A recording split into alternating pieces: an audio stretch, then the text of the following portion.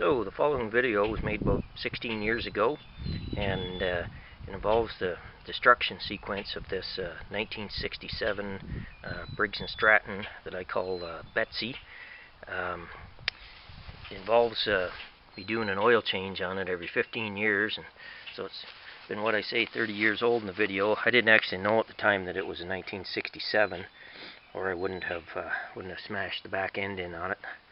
But anyway, hope you enjoy the video, and just remember this was made before the digital camera days, so the picture's small. It was converted from VHS, and sound isn't all that great in that, but it was just a skit that my son and I made, so hope you enjoy it anyways. So I was able to get this engine running again on my 67 engine development series there, so you get a little competition from some crows here or something.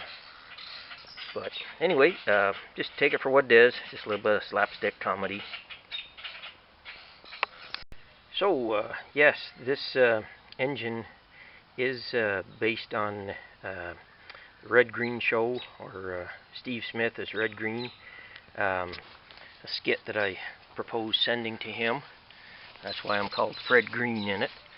But and he actually did view the video, but that was after the show had stopped being made.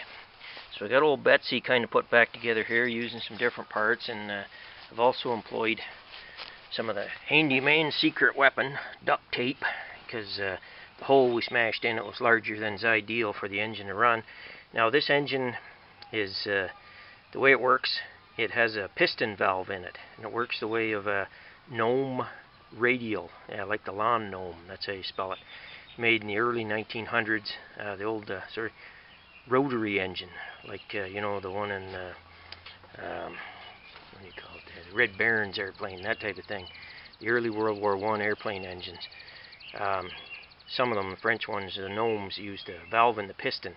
So you put gas in the crankcase and it goes up into the piston. It's a 4-stroke engine still. And I will, after the Fred Green part of the video, I will oil change. I will show some of the workings of it, as well as hopefully this engine running again. Hi, I'm Fred Green. It's springtime, and it's time to do my spring tune-up and oil change on old Betsy here. She's turned 30 years old this year, and I believe in regular maintenance, so we're going to do our 15-year oil change. Oh! Looks like we're going to need a new muffler there too. Looks like it's having a problem. So maybe I'll get started on that first.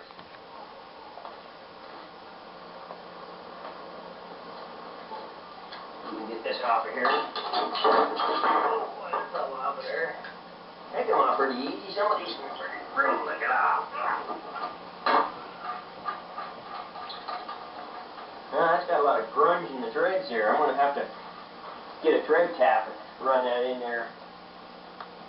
Yeah, okay. Well, pipe plug should do the same thing. These guys are smart when they want the regular pipe size. It makes it easy to fix things up there. Ah, it's stuck in there. We'll have to get some penetrating oil or something going there. But anyways, get on with the oil change here. Gotta get the oil plug out first.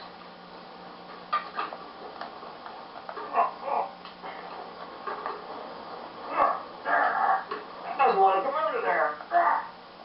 Oh, there. Get some help with that? Yeah, actually I'm having trouble getting the oil plug out there. Oh, what's it got there? Taking the plug out.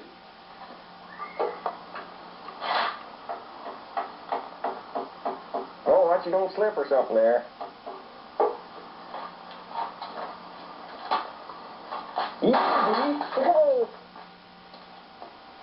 Oh, we don't do that anyways.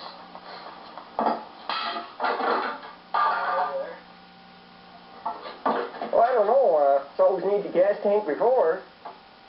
I'm sure you can figure something out. Well, I imagine I can fix it anyway, so.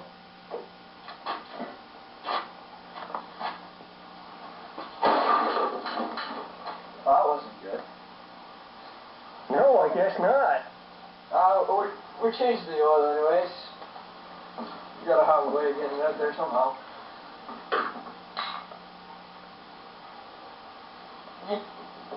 Yeah, it's just you do for an oil change. Let over now.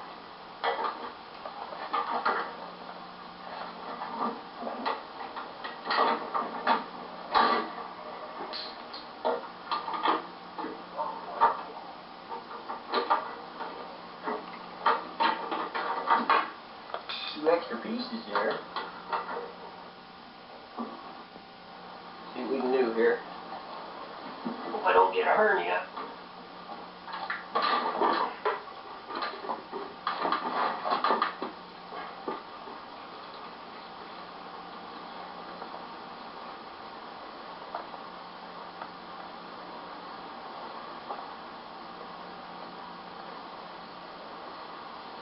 Yeah, oil looks like it was ready to be changed.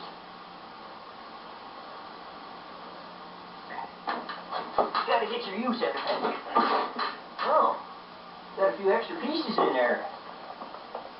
Well, I guess I don't mind getting my hands dirty.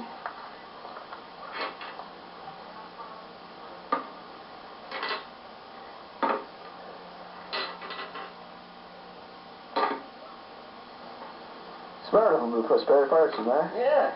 You never know when you might need them. Yeah.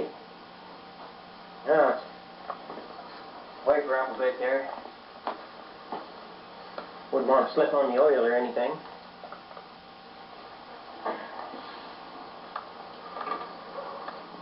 I don't know. Try wiping her out. Ah, what the heck. I'm just going to dump some gasoline in there. It'll rinse it out.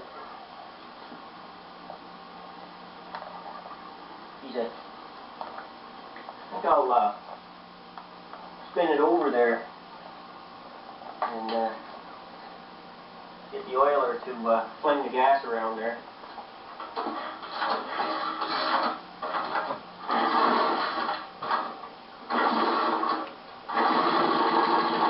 What the hell? I told you we didn't need that thing. Jeez, let's try that again.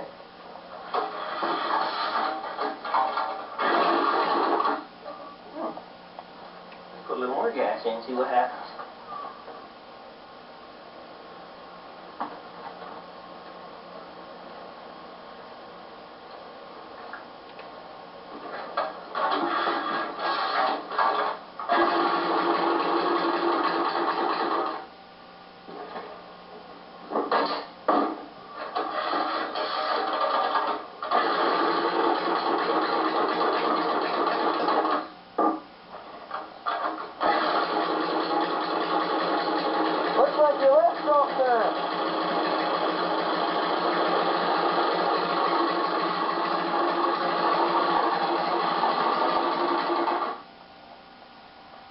What was that you said? I couldn't hear you. I said it looks like you left something in the exhaust there.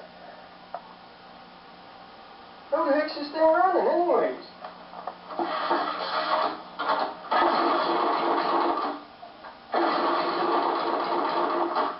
Get pretty good fuel efficiency there.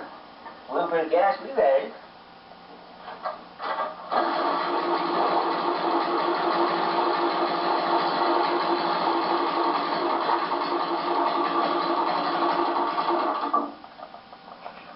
Well, I don't know how you did that, but it actually seems to run.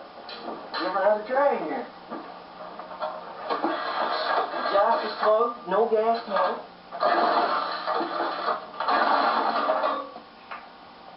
Again.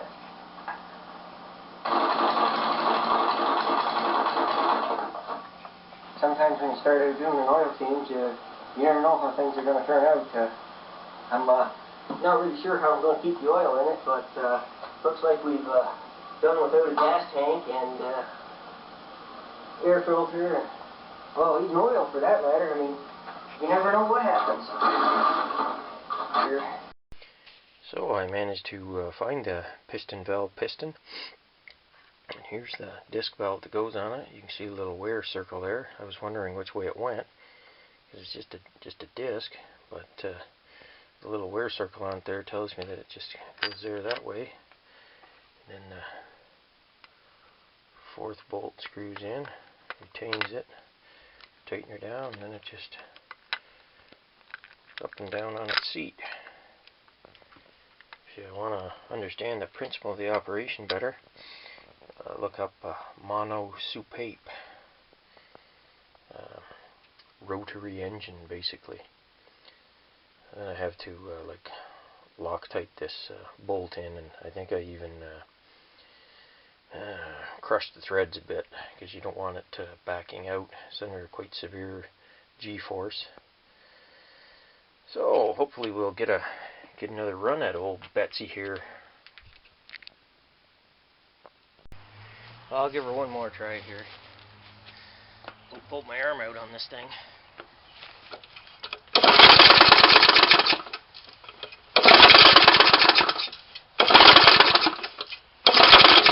Well, as you can tell, it runs. It's just that the amount of gas in the crankcase there, where the heck am I looking? The amount of gas in the crankcase and the size of the opening determine the mixture. So I'm having some difficulties getting it right. Air temperature probably plays a part also, but anyway, as you can see, the piston valve concept does work.